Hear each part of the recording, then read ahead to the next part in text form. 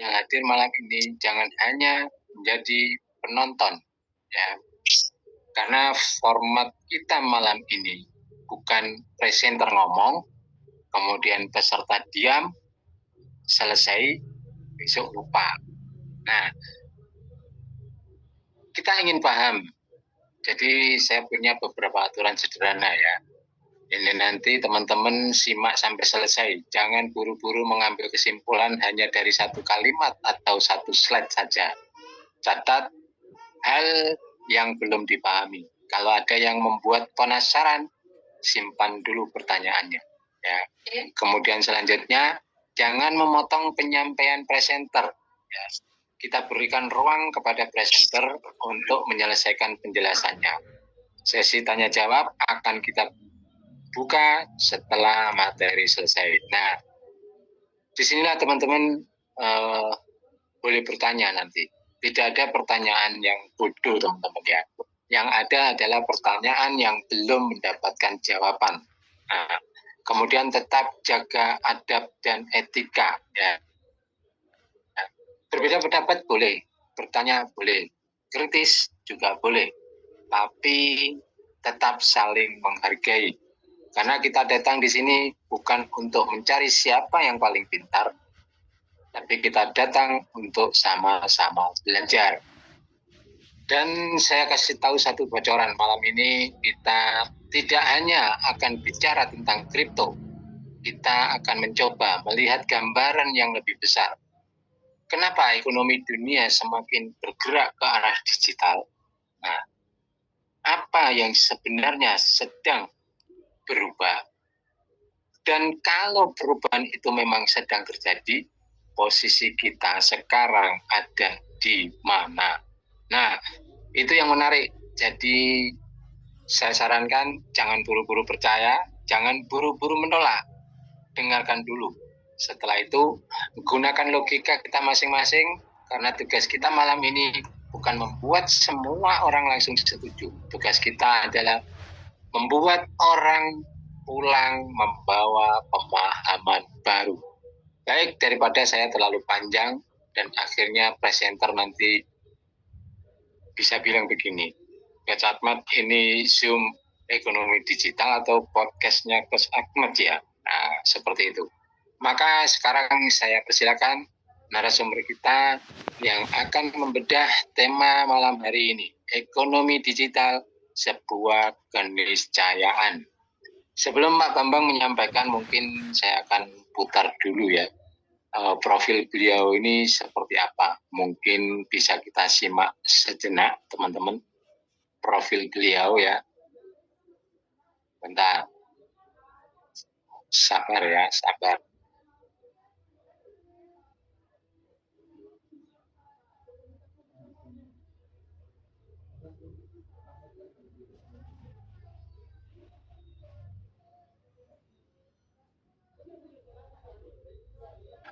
Bambang GW adalah seorang sarjana bahasa dan sastra Indonesia lulusan IKIP Malang tahun 1988. Beliau mengawali karir sebagai guru di sejumlah SMP dan SMA di Kota Malang dan Kabupaten Pasuruan, kemudian meniti jenjang sebagai PNS hingga tahun 2004. Namun harus menerima pemberhentian dengan hormat akibat konflik politik di masa itu. Setelah keluar dari birokrasi, beliau beralih menjadi kontraktor. Berbekal keberanian tanpa modal, beliau mengerjakan proyek-proyek kecil yang terus berkembang hingga mencapai nilai miliaran rupiah. Namun badai datang ketika bupati setempat tertangkap KPK. Pekerjaan yang sudah selesai tidak terbayar dan seluruh aset beliau habis untuk menutup tanggungan. Dari titik terendah itu, Bapak Bambang mulai memasuki dunia kripto atas ajakan kawan dan perkenalan dengan Mr. Dabra dari India. Sayangnya, pada masa itu beliau masih sangat minim pengetahuan tentang kripto, blockchain maupun exchange, sehingga saat menggagas koin bernama SDC, komunitas besar yang sudah terbentuk akhirnya bubar. Pencapaian dan status saat ini. Namun dari seluruh perjalanan hidup yang penuh lika-liku di dunia sosial, budaya, politik, dan wira swasta tersebut, lahirlah gagasan besar berupa Dewan Kampung Nuswantara, sebuah organisasi yang mengusung mimpi agar orang kampung tidak hanya menjadi objek, tetapi bangkit menjadi pribadi yang berdaulat, mandiri, dan berkepribadian budaya Nuswantara. Saat ini, beliau menjabat sebagai ketua umum organisasi tersebut. Dan menariknya, di sela-sela perjuangannya, Bapak Bambang menjalani profesi sederhana sebagai penjual pangsit mie di salah satu sudut kota Malang. Saat ini, bersama Between, beliau memasuki ruang kesadaran baru, sebuah langkah yang beliau sebut sebagai perjalanan from zero to hero. Baik teman-teman, itu tadi sekilas profil dari beliau ya, Pak Bambang. Nah, kepada Pak Bambang Kiwi, kami persilakan. Bismillah. Silakan Pak Bambang.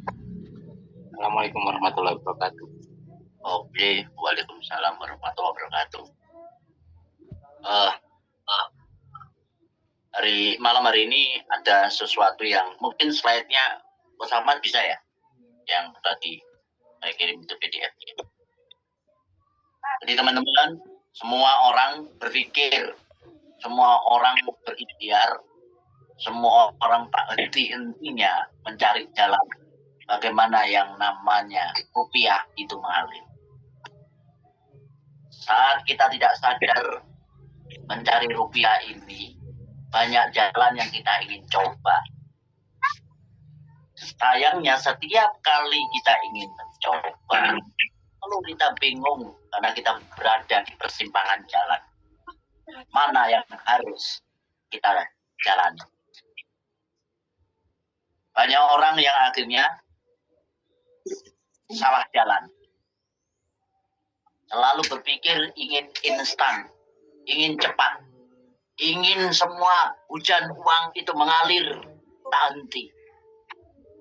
Pikirannya hanya satu, saat uang aku tanam, maka tanaman itu cepat tumbuh menjadi banyak harta yang bisa aku miliki. Tetapi apa yang terjadi? Mereka hanya terjebak pada janji-janji manis. Mereka hanya terjebak pada proyek-proyek yang narasinya besar, tetapi tidak ada kenyataannya. Janji ROI akan dia dapat setiap bulan dengan prosentase yang menggiurkan. Sementara kita tidak pernah mencoba belajar ilmunya apa. Uang yang hanya 10 juta menjadi 300 juta. 15 juta menjadi 400 juta. Ilmunya apa? Tak pernah kita tanyakan. Maka jalan itu yang membuat banyak orang sengsara. Rumah tangga menjadi berantakan. Persaudaraan menjadi retak. Diburu-buru orang. Sementara kita tidak pernah mencoba mencari solusi yang benar. Nah, pada saat itu, orang sudah tak pernah punya jalan keluar untuk ke sana. Saat pikiran kita sudah tak mampu lagi berpikir mencari solusi. Tetapi apa yang terjadi teman-teman? Berulang kembali. Kita hanya kembali ke sebuah bisnis yang katanya akan bisa mempercepat uang kita semakin banyak. Investasi kita berikan. Uang tabungan kita ambil. Kalau bisa perhiasan istri kita jual untuk kita masukkan kepada sebuah bisnis yang tak pernah kita tahu bagaimana konsepnya. Semua kita mengalami. Tetapi trauma itu bukan solusi. Trauma itu bukan jawaban atas masa depan. Di tengah gelapnya kita mencari solusi.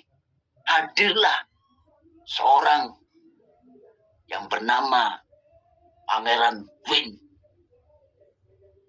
Pangeran Win inilah yang mencoba merubah mindset dan kita bagaimana bisnis yang benar. Orang perlahan-lahan mulai diedukasi dengan baik. Edukasi itu perlahan mulai masuk dalam ruang pikiran banyak orang. Karena bisnis yang benar itu butuh komunitas yang sehat. Bukan gerombolan yang sekedar ingin mencari hasil secepat-cepat. Dengan komunitas yang sehat itulah, maka semua orang yang ada di dalamnya akan berpikir bagaimana membangun wirausaha yang benar.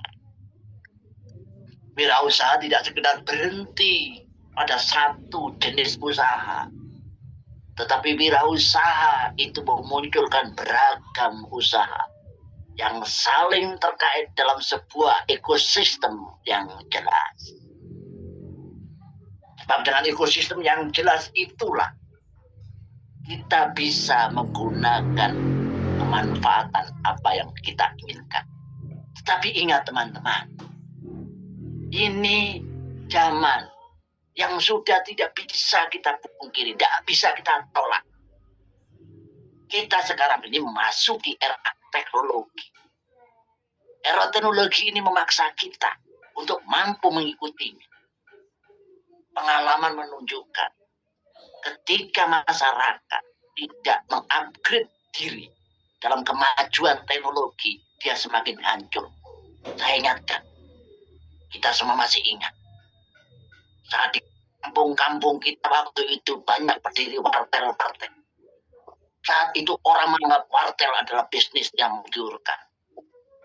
Karena pernah mendapatkan informasi bagaimana teknologi perlu hadir, mereka latah membangun wartel di semua sudut kampung. Ternyata ada teknologi baru yang namanya fleksi. Begitu fleksi datang, wartel-wartel itu hancur lebur. Ini yang menjadi pengalaman kita yang harus mulai kita sadarkan dalam diri kita, bahwa kemajuan teknologi itu harus kita imbangi. Teknologi inilah yang akhirnya membangun sesuatu yang baru dalam dunia kita hari ini, yaitu digitalisasi. Ekonomi sekarang tidak bisa hanya sekedar mengandalkan manual, tetapi bagaimana masyarakat kita, UMKM, usaha-usaha kecil di tengah-tengah masyarakat, kita dorong, kita ajak masuk dalam sebuah ekosistem yang sehat. Digitalisasi adalah alat mempermudah semuanya. Kenapa masyarakat tidak kita ajak begitu? Maka ada perusahaan besar yang mengambil mereka, yang jual pangsit mie, yang jual rawon, yang jual ayam goreng, didesain sedemikian rupa oleh Shopee, didesain sedemikian oleh Grab. Mereka hanya memfasilitasi alat, mereka daftar ke sini, maka semua produksi dari masyarakat ini dikendalikan oleh perusahaan besar. Ini yang harus kita pikirkan.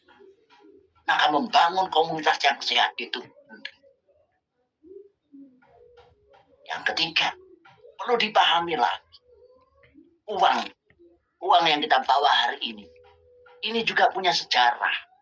Uang itu hanya alat tukar. Dulu di era-era kerajaan tidak ada ini. Di era-era saat itu yang namanya alat tukar barang. Barang ditukar dengan barang. Itulah alat tukar. Peradaban berganti. Barter itu berganti dengan uang dari tanah liat. Terus perubahan zaman terus berganti. Muncullah uang yang sekarang ini kita bawa. Apakah berhenti sampai di sini yang namanya alat tukar? Tidak.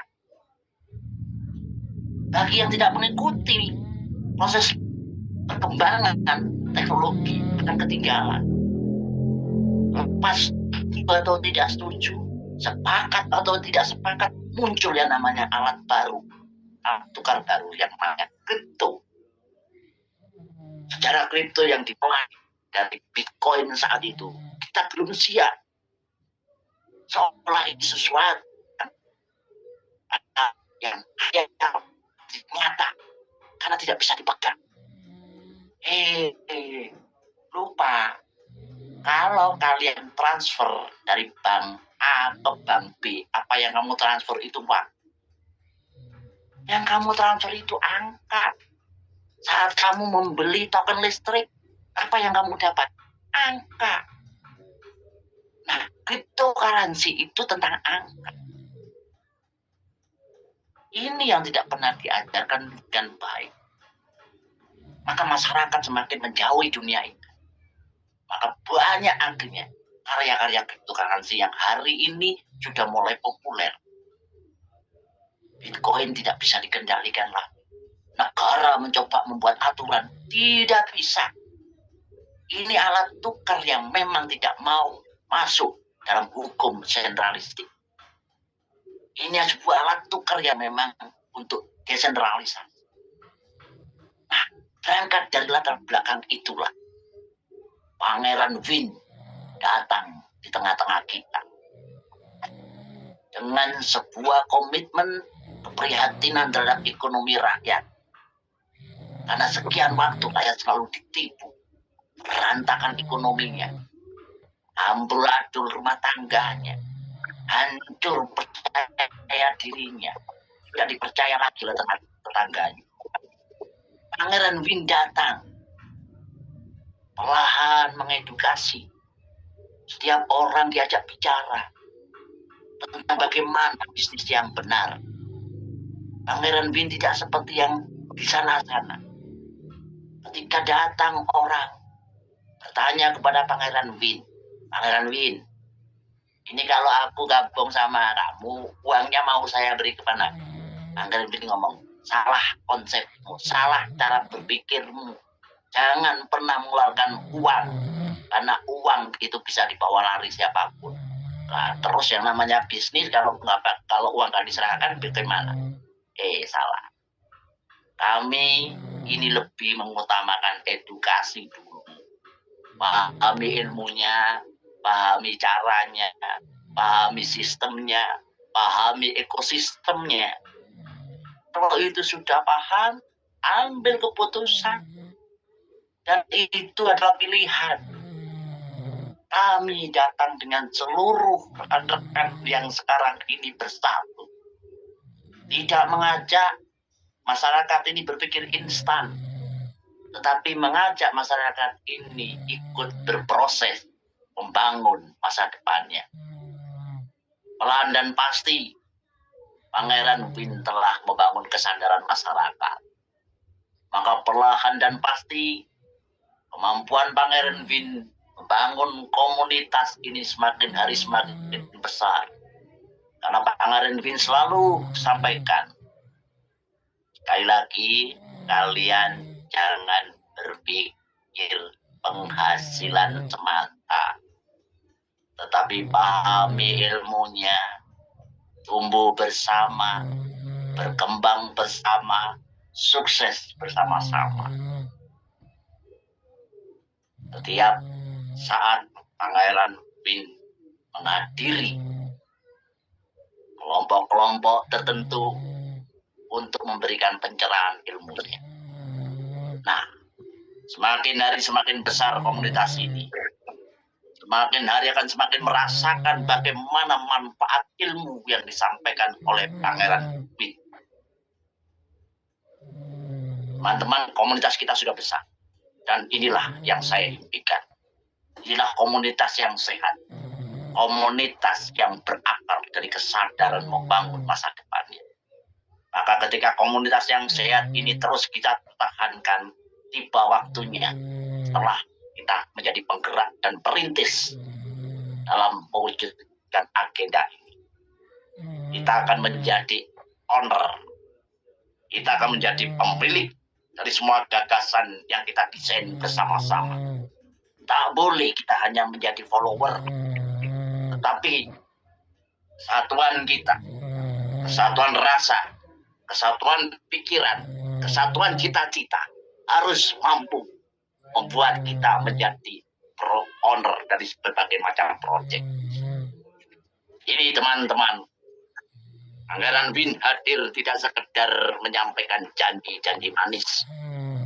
Pangeran Win hadir tidak sekedar menawarkan proyek abal-abal. Pangeran Win datang bukan untuk menipu orang yang berujung dari scammer-scammer seperti yang di sana. Pangeran Win datang membangun kesadaran, membangun mindset, berpikir panjang, dan tidak pernah menyampaikan sesuatu yang keburu-buru. Bangunan ini semakin kuat, teman-teman. Maka muncul ide. Ini ide. Ini sistem. Ini ekosistem. Ini alat tukarnya. Maka ini tidak bisa hanya sekedar dibiarkan satu persatu. Harus ada kelompok yang menyatukan ini semua. Lahirlah yang namanya HyperX. Sosok orang-orang yang punya kesadaran untuk memberikan pemahaman yang benar. Maka Pangeran Win menyatukan teman-teman yang punya komitmen ini dalam sebuah wadah yang namanya HyperX. HyperX adalah support system yang membangun klinik sukses buat teman-teman. Ini tempat konsultasi teman-teman tentang bagaimana semua proses harus dijalani. Tentang bagaimana sistem itu harus dilewati. Tentang bagaimana ekosistem harus dibangun dan seterusnya. Maka kembali lagi, hanya ada dua jalan. Dan itu semua adalah pilihan. Silakan teman-teman memilih sendiri. Satu jalan menjanjikan percepatan tentang penghasilan yang besar. Satu jalan yang dibawa oleh Pangeran Win tidak menjanjikan apa-apa. Karena janji apapun tanpa komunitas yang sehat semuanya hancur, berantakan. Tanpa usaha dan aktivitas yang konkret semuanya tak ada arti. Dan semuanya harus butuh kemitraan yang kuat. Menggandeng sinergi kita dengan pengusaha-pengusaha yang memang punya komitmen yang sama. Maka pada saatnya kita pasti akan menjadi mimpi ini harus menjadi mimpi kita semua, teman-teman. Jangan berhenti hanya mimpi Pangeran Win. Mimpi Pangeran Win itu harus mampu menjadi mimpi kolektif di antara kita. Win itu hanya sebuah rumah. Tetapi rumah itu tidak akan bisa menginspirasi kita. Ketika kita di rumah itu hanya menjadi kecoa. Tetapi ketika di rumah itu kita juga merasa memiliki rumah itu. Maka semuanya akan kita rawat dengan baik. Nah, kawan-kawan yang sekarang ini seringkali bicara tentang kapan nih hasilnya. Bisa ditarik atau tidak. Kalau tidak bisa ditarik ini bagaimana dan seterusnya. Ini cara berpikir yang salah. Yuk, saya ajak gambaran ilustrasinya sederhana. Teman-teman ini diberi alat tukar. Ketika alat tukar sudah disiapkan, rumah lagi dibangun. Bitwin lagi bangun.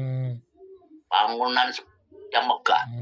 Yang di dalamnya itu ada lapak showroom-showroom yang disiapkan. Ada showroom exchange. Ada showroom Winwalet, ada showroom Gemfi, ada showroom Pamris, dan seterusnya. Ini masih belum selesai. Lah kok teman-teman ini baru mau masuk gedung, datang di tempatnya Satpam, tanyanya, Pak Satpam, apa ini bisa di-withdraw? Nah, cara berpikir yang salah. Ubah cara berpikir itu. Tunggu gedung ini selesai semua. Maka alat tukarmu itu simpan dengan baik-baik. Karena pada saatnya alat tukar itu dicari banyak orang. Kamu pemiliknya. Jadi sekali lagi, Pangeran Win ini mengajak kita semua menjadi owner, menjadi pemilik. Bukan pembeli. Tidak dibangun konsep pedagang. Ya. Kita ini lagi diajak berpikir sebagai pemilik. Ingat pengalaman masa lalu. Kita benar-benar dalam kondisi yang terpuruk. akibat kita tidak punya ilmu. Uang habis, masa depan suram, rumah tangga berantakan, kita tidak dipercaya lagi oleh banyak orang. Itu deritaan kita semua yang pernah mengalami. Jangan terulang kembali. Kita bangun bersama-sama di sini dan kita kuatkan bersama-sama di sini. Dan ini adalah bagian kita semua. Sekali lagi teman-teman, Pangeran Vin tidak mengajak Anda untuk sekedar instan berpikir masa depan. Pangeran Vin lagi berpikir bagaimana proses itu kita lewati dengan segala keilmuan yang kita punya. Kembali, itulah dua jalan dan semuanya adalah pilihan Anda semua. Terima kasih. Assalamualaikum warahmatullahi wabarakatuh. Waalaikumsalam warahmatullahi wabarakatuh.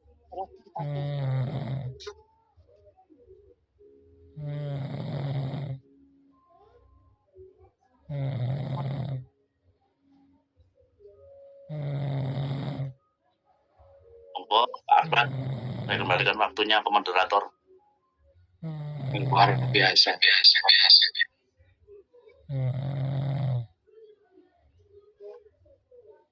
Suara saya menggema.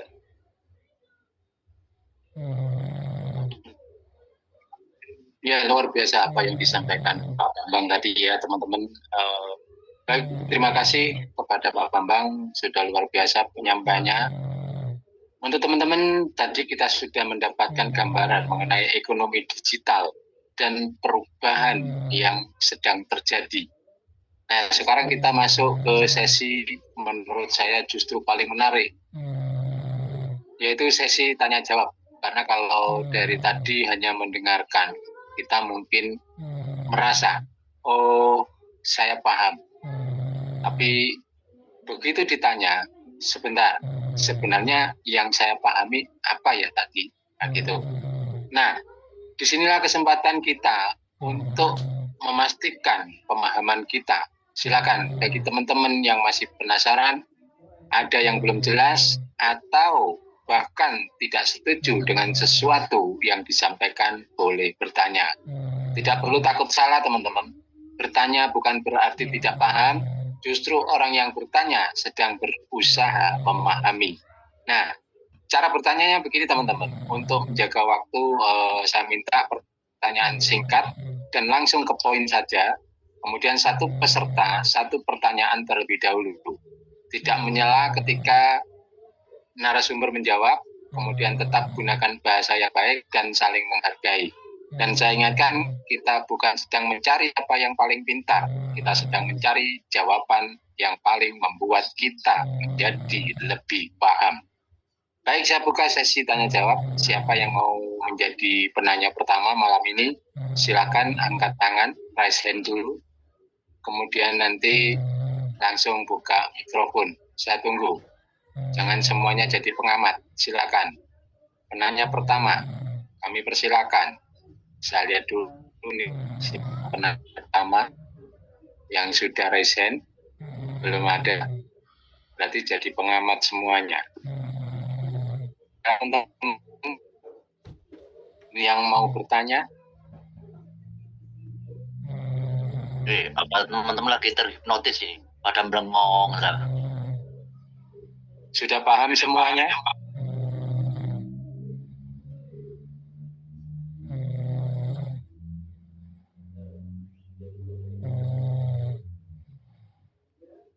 Sudah paham teman-teman?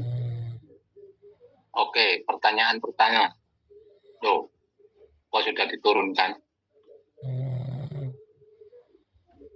Siapa yang mau bertanya? Mau langsung buka mikrofon? Kalau nggak banyak, nggak usah raise hand, langsung buka mikrofon. Silakan.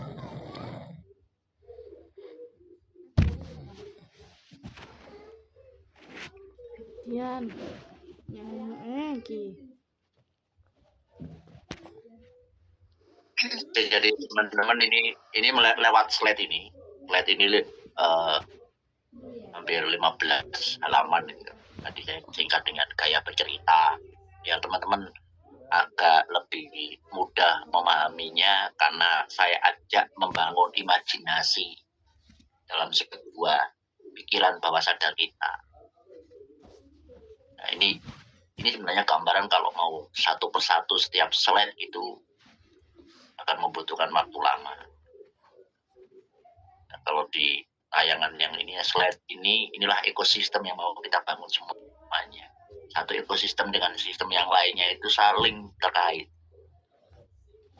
Nah, kalau ini mampu kita terus kuatkan dan kita benar-benar, mengapa sih tadi ada kalimat komunitas yang sehat? Komunitas yang sehat itu nggak mungkin bisa kita bentuk kalau kita ini tidak satu rasa, satu hati, satu pikiran. Maka jauh-jauh hari yang paling penting, sadar nggak? Kita ini lagi bangun keluarga. Nah, keluarga besar inilah yang harus mampu kita jaga bersama. Sebab semuanya mimpi akan punya project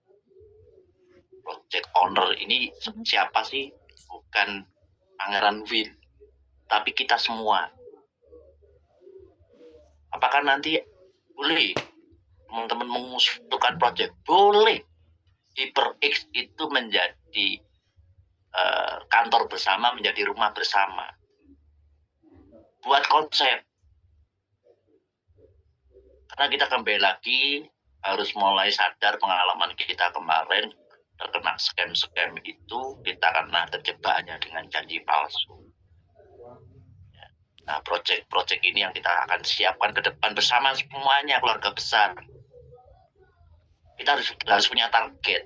Kalau kita nggak punya target, ya percuma kita menjadi keluarga besar sebagai komunitas yang sehat. Harus punya target, teman-teman. 1 tahun depan kita mau buat project berapa jumlahnya. Itu menjadi spirit teman-teman, menjadi motivasi teman-teman untuk bergerak. Jadi bukan sekedar penghasilan semata. Kawan-kawan kita yang hanya sekedar bicara tentang itu, mohon semuanya, yuk kita sadarkan bareng-bareng. Kita lagi membangun masa depan, bukan sekedar ngomong tentang penghasilan hari ini. Maka inilah pilihan kita semua. Dalam perjalanan ini, kita ingin menjadi bagian dari pencetak sejarah, atau hanya sekedar menjadi penonton, atau hanya sekedar menjadi pendengar. Harapan kami, teman-teman yang ada di HyperX ini, yuk kita semuanya menyatukan diri, melangkah bersama, berproses bersama, menjadi penggerak yang luar biasa. Tetapi ingat teman-teman, sebagai penggerak sekali lagi kita tidak dalam rangka mencari uang kecil-kecil. Kita sebagai penggerak adalah membangun kesadaran. Karena yang paling tumbang rakyat di Republik yang kita cinta ini adalah hancurnya kesadaran yang memang dibuat oleh kelompok-kelompok tertentu. Nah, kesadaran bergandengan tangan, konsep gotong royong yang diinginkan para founding fathers kita itu, itulah yang harus mulai kita aplikasikan dalam dunia teknologi digitalisasi hari ini. Kemandirian tidak bisa hanya dilakukan oleh satu orang.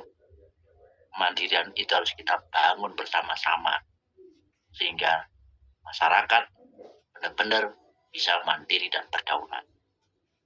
Itu tambahan saya, teman-teman. Yuk, silakan. Apapun yang ingin disampaikan oleh teman-teman, silakan. Hari ini kita bicara tentang mindset. Hari ini kita bicara tentang kesadaran. Hari ini kita bicara rohnya. Kalau kemarin-kemarin para presenter kita bicara tentang angka, tentang bagaimana caranya compounding dan fokus bagaimana membangun spirit teman-teman. Roh. Mental sukses itu butuh rohnya. Dan inilah rohnya. Itu kesamaan tambahan saya. Silakan.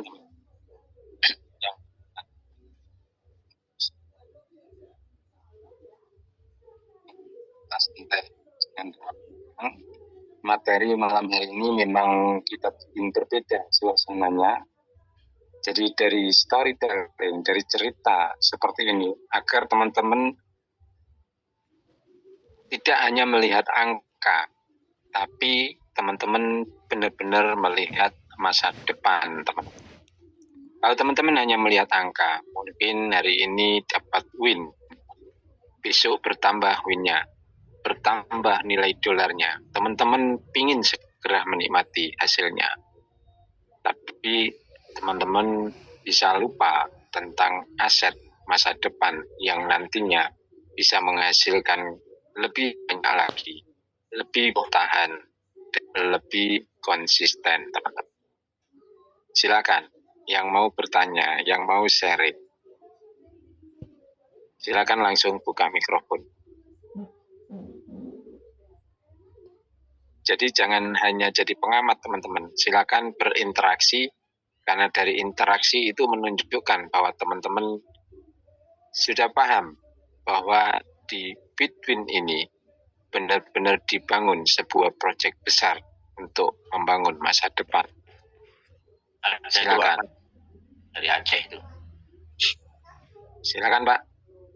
Ya, terima kasih. Assalamualaikum warahmatullahi wabarakatuh. Waalaikumsalam warahmatullahi wabarakatuh. Ya, terima kasih Mr. Bambang GW yang udah lebar panjang ya menjelaskan bagaimana cara kita merubah mindset, yaitu mengenali yang pertama diri kita sendiri, yang kedua kita tahu sistem yang akan kita jalani ke depan. Cuman di sini tantangan terbesar kita, tantangan terberat kita adalah merubah mindset daripada calon-calon yang akan kita rekrut. Alasannya kenapa? Mengacu dari pengalaman saya, pernah gagal di BTC. Ya, yang pertama mungkin karena keserakahan pribadi. Yang seperti Mas Bambang katakan tadi, bahwa kita memang hanya untuk mencari selisih. Ya, bukan istilahnya kita melihat masa depan. Cuman karena keserakahan itulah, itu mungkin titik kegagalan saya pribadi di BTC dulu. Yang nilainya mungkin nggak usah kita sebutkan berapa kerugian yang kita alami kan gitu. Nah, cuman seperti yang kita katakan, apapun yang kita akan jalankan tergantung daripada bagaimana cara kita untuk mensosialisasikan, merubah mindset daripada calon-calon dari komunitas kita dan mengajak mereka supaya lebih yakin. Nah, di sini itulah tantangan yang terberat sebenarnya. Karena apa? Dulu semua mungkin anggota komunitas yang ratusan bahkan ribuan orang yang pernah kita pimpin sudah istilahnya ternoda oleh sistem-sistem yang memang tidak menjanjikan masa depan. Namun saya pribadi mengajak teman-teman yang hadir di sini atas semua ulasan yang sudah dipaparkan oleh Mas Bambang GW tadi, kayaknya kita perlu pertama untuk pribadi kita merubah mindset kita dulu. Baru kita mampu merubah mindset orang lain. Apabila kita tidak mampu merubah mindset kita, mungkin kita juga nggak mampu mengajak orang lain. Nah, dari itulah sebenarnya memang kerja keras yang harus kita bangun mulai detik ini. Pertama dulu kita jangan dulu melihat angka selisihnya, tapi melihat peluang dan sistem yang akan dibangun ke depan. Ini mungkin saran untuk pribadi saya dan rekan-rekan yang telah hadir di ruang Zoom ini. Bagaimana masing-masing kita di wilayah kita, tetangga kita, dan siapapun orang yang terdekat kita, itulah tugas kita untuk memberikan perubahan dan tidak menjanjikan sebuah hasil yang memuaskan. Namun dari usaha itu akan berbuah hasil yang lebih manis ke depan. Demikian Mas Bambang dan Ko Muhammad, terima kasih atas waktunya. Wassalamualaikum warahmatullahi wabarakatuh. Waalaikumsalam warahmatullahi wabarakatuh. Silakan untuk buka mikrofon saja karena tidak banyak yang bertanya dengan resen.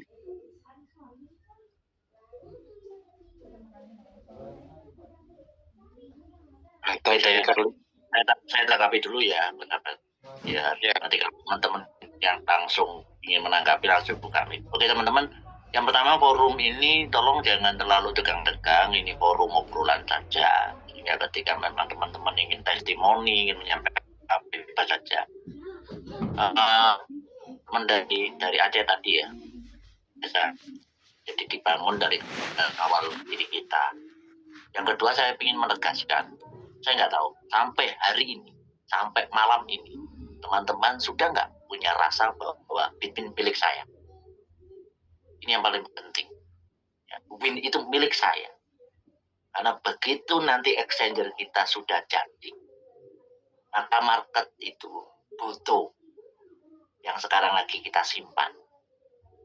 Mereka butuh karena kembali lagi mulai dibangun, bahasa paling gampang orang kampung ada lapak-lapak. Ya. Dan setiap lapak yang akan dibangun, ada lapak marketplace, ada lapak Rich Farm, ada lapak Game V, dan lain sebagainya. Itu semuanya butuh win. Maka kalau ini mudah sekali kita lepas hari ini teman-teman, kita hanya akan punya cerita. Karena kami semuanya, para core leader ini selalu anti-anti. Jangan dulu, tahan nafas dulu. Yuk, kita bangun dulu. Nanti pada saatnya pasti kok. Kenapa sih yang pasti harus kita buru-buru hari ini? Dan lagi ketika kita bicara ini, teman-teman sudah harus mulai masuk di ruang bawah sadar ya. Mengapa namanya Bitwin? Ini sebenarnya mau disentuh generasi keduanya Bitcoin. Sama ketika Bitcoin dulu harganya berapa, sampai ada yang namanya Bisade. Historicalnya Bitcoin Bisade itu 10.000 BTC hanya dapat satu pisa. Karena dianggap tidak punya nilai saat itu. Tapi hari ini orang tidak mengira. Nah, analogi itu yuk kita kuatkan. Kita kuatkan hari ini dalam diri kita. Bahwa 1 tahun kemudian, 2 tahun kemudian, 3 tahun kemudian, ini adalah kekayaan kita luar biasa. Yang terakhir teman-teman, company, perusahaan owner, Datuk Seniki itu punya mimpi, punya rencana besar, punya strategi besar ke depan. Tetapi semua yang dia pikirkan itu butuh pemahaman teman-teman, butuh persatuan teman-teman, butuh soliditas semuanya. Karena kalau tidak, maka semua yang dirancang oleh beliau juga tidak akan ada gunanya. Nah, itu yang pesan saya kepada semua kawan-kawan. Terima kasih Coach Ahmad. Saya kembalikan kalau ada kawan yang lain.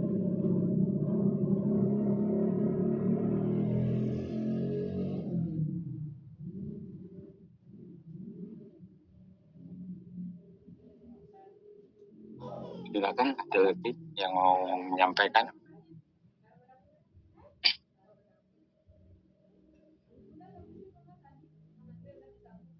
Jadi intinya di sini mengajak beralih dari janji manis yang mungkin menyesatkan ke jalur membangun fondasi yang kokoh, membangun komunitas, membangun masa depan, dan berstatus sebagai pemilik project atau project owner, teman-teman. Nah, di sini ada 2 jalur yang berbeda. Jalur yang salah terjebak dengan tipu daya, ditandai dengan janji pendapatan instan.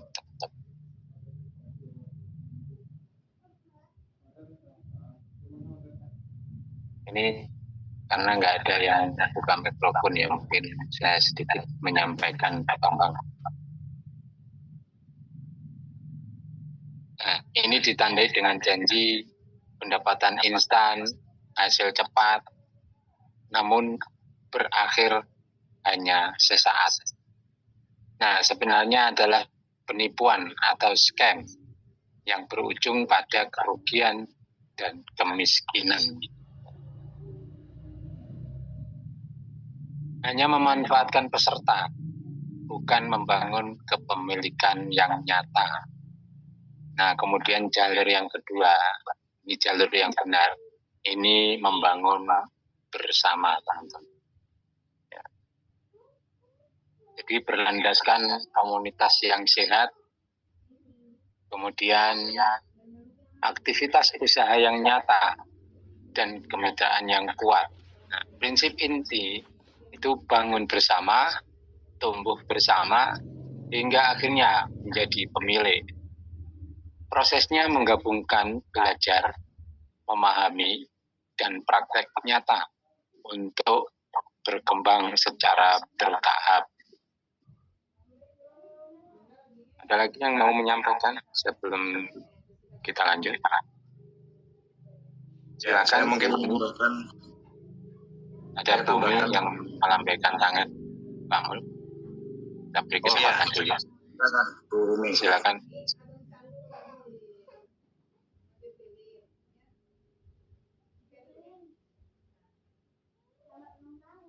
Monggo Bu Umi Minang.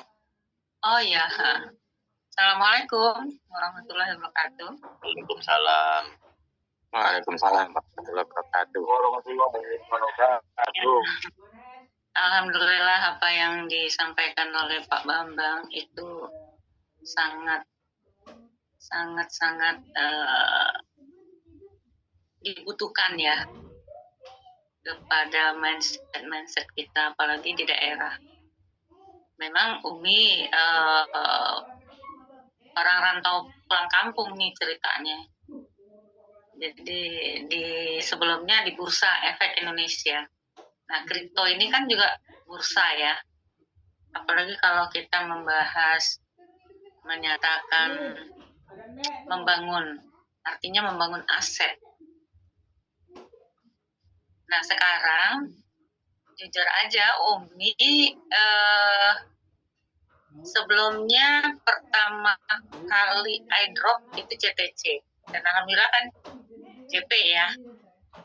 Dan setelah hadirnya CTC itu dan dibuktikan dengan JP, menjamur kan? Berbagai macam tawaran ya, janji-janji manis yang dikemukakan tadi. Nah, sekarang yang jadi kendala besarnya ini kan menjawab tantangan trauma-trauma. Setelah CTC itu kan muncul ada CTCP, ya kita transparan aja ya. Nah, ini kan tantangan kita ini untuk perekrutan, untuk membangun komunitas yang benar. Katakanlah semuanya juga awalnya kan gitu, benar.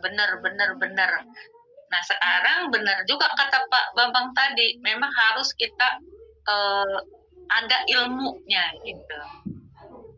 Nah, ini alhamdulillah juga Umi pas spontan ini buka grup, ini edukasi, terus ada baru tadi lihat ada Zoom, ya udah deh langsung diklik aja. Ternyata jujur aja Umi belum ada daftar di Bitwin ini. Kan awalnya iDrop ya Pak Bambang. Halo. Untuk yang ini nggak pernah ada itu. Oh, beda ini Pak Bambang. Bukannya yang iDrop. Bukan. Jadi Win ini nggak pernah ada iDrop Ibu. Oh gitu. Oh cuman namanya agak sama gitu. Nggak sama. Mungkin itu win imajinatif, ini win yang nyata. Jadi gini Umi. Iya. Penjelasannya lebih. Ya berarti Umi yang salah ini ya. Kirain iDrop. Gak apa-apa. Justru berangkat dari Umi salah paham, akhirnya ketemu saya. Itu izin Allah juga kan? Ya. Jadi gini. Sekali lagi ilmu yang perlu kita pahami bersama ketika kita bicara dunia digital, wabil khusus ngomong cryptocurrency, itu yang pertama, yang jelas ada komunitasnya yang sehat enggak. Kalau Betul. tidak, jangan diikuti. Yang kedua, kita harus tahu ini kriptonya buat apa, untuk apa. Ini bisa saya buat beli apa, kan namanya alat tukar. Betul. Namanya alat tukar itu kan harus bisa ditukarkan apa. Kalau tidak ada, jangan diikuti. Yang ketiga, apakah kripto yang ditawarkan ke kita itu punya ekosistem? Tidak bisa, kripto itu hanya proyek tunggal, itu jelas omong kosong. Karena kripto ini hanya alat tukar, maka perusahaan harus bangun. Ini alat tukarnya mau dibawa kemana, untuk apa gitu kan. Yang tadi saya analogkan, ini Bitwin sebuah gedung besar nih, yang masih dalam proses pembangunan. Nah, kawan-kawan yang kebiasaan kemarin-kemarin setiap ngomong tentang angka dolar di akunnya, itu pasti ngomong kapan ini bisa di-withdraw. Benar. Kapan cair ya? Nah, ini salah cara berpikirnya. Yang tadi kita analogkan, tak ibaratkan gedung lagi dibangun, semua unit-unit usaha lagi ditata agar WIN-nya itu bisa menjadi alat tukar di gedung yang besar itu. Ini teman-teman datang ke Satpam, Bu. Ke Satpam langsung tanya, Satpam ini kapan ini bisa saya cairkan ini? Ya Satpamnya kan lono akhirnya. Belum Pak, belum waktunya. Nanti. Nah, tapi orang memaksa. Nah, kalau nanti lalu buat apa saya punya akun ini? Nah, ini kebiasaan yang perlu kita ubah. Makanya ini di gambar ini ada Pangeran Bin lagi memenuhi. Ini kalau saya ngomong ibaratnya, ibarat orang mencari air, satu bawa ember, satunya masih masang pipa, Bu. Ya, Yang cepat itu artinya yang bawa ember. Passive income. Nah, yang paling cepat yang bawa ember, tetapi yang masang pipa itu memang di level marketing itu Pak Bambang. Kalau boleh tahu Pak Bambang, ini perusahaan ini Bitwin ini yang punya gagasannya orang kita atau orang mana sih? Orangnya sih double keluarga negaraan ya, Cina dan Malaysia, karena namanya beliau kan Datuk Sri Niki. Jadi Datuk Sri Niki ini ya, tetapi double warga negaraan dari Cina sekaligus Malaysia. Ya kan Cina itu selalu mengakui double keluarga negaraan. Nah, Datuk Sri Niki ini bagi saya adalah anak muda yang cukup brilian, karena memang usianya di bawah saya, makanya saya nyebut anak muda. Kalau kepada ibu itu siapa namanya Pak Bambang? Datuk Sri Niki. Datuk Sri Niki. Ya. Soalnya dari Malaysia ini juga Umi kan lagi roadshow juga Ting Quran dengan ke Phuket. Phuket itu tokennya kripto. Nah, itu juga dari Malaysia, Sultan juga. Sultan Bitwin. Nanti deh dicari informasinya yang apa. Soalnya Malaysia itu lagi tren-tren banget tuh. Mereka yang memang punya budget kan. Dia bisa buat ekosistem. Jadi gini Umi. Jadi gini Umi. Kalau bicara khusus Bitwin, ini ada kripto induk namanya WIN, ya. Perusahaan menyiapkan harus ada stable coin agar kita tidak gandol saja di USDT yang jaringannya tidak kita miliki. WIN ini membuat bangunan blockchain dengan jaringannya WINChain. Maka disiapkan stable coinnya. Coinnya itu yang nanti namanya USDT. Karena jangkauan ke depannya itu untuk alat tukar, gitu kan? Ya. Seperti segini, Umi kan ketika misalkan punya BNB mau dirupiahkan, gitu kan? BNB mau dirupiahkan kan pasti oleh Umi dijual dulu. Saat BNB dijual itu kan jadinya USDT. Nah, USDT baru jenengan jual jadi rupiah kan gitu toh. Nah, nanti ingat nih, Pak Bambang bilang ini bakalan ada exchanger. Berarti dia endingnya mau bangun exchanger sendiri. Iya. Oke lah kalau begitu. Paham. Berarti Umi daftar nanti langsung ke linknya Pak Bambang aja dah. Ke Pak Bambang saja, jangan ke Kosafat. ya. Pak Bambang Ya, nomornya Bapak Bambang hubungkan ke saya. ke siapa? Nanti saya cemburu. Oh, ke saya ada. Nanti oke saya tulis saja Iya. di obrolan. Nanti bisa di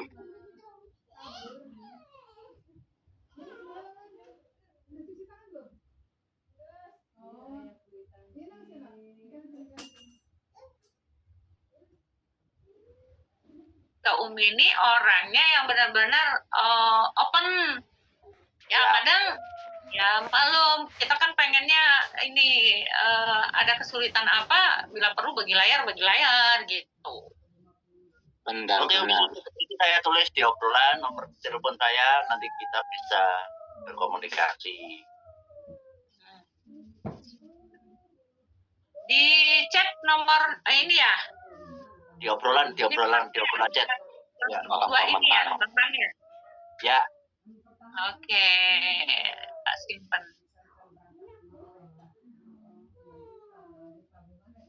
Oke, sampun itu dulu, Umi. Ya, Kak, terima kasih. Alhamdulillah.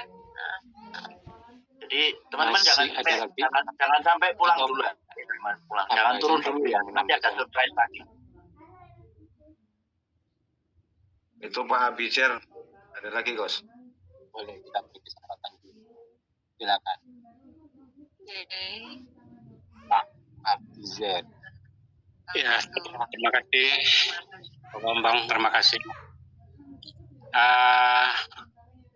Ini mungkin saya kan mau tegaskan lagi, karena pengalaman pahit dulu kan saya di BCC itu dikelola oleh komunitas, ya kan. Cuman kita perlu juga tekankan dan tegaskan, komunitas kita yang ingin kita bangun adalah komunitas yang bersih, sehat, dan punya tanggung jawab. Kalau memang dulu sebenarnya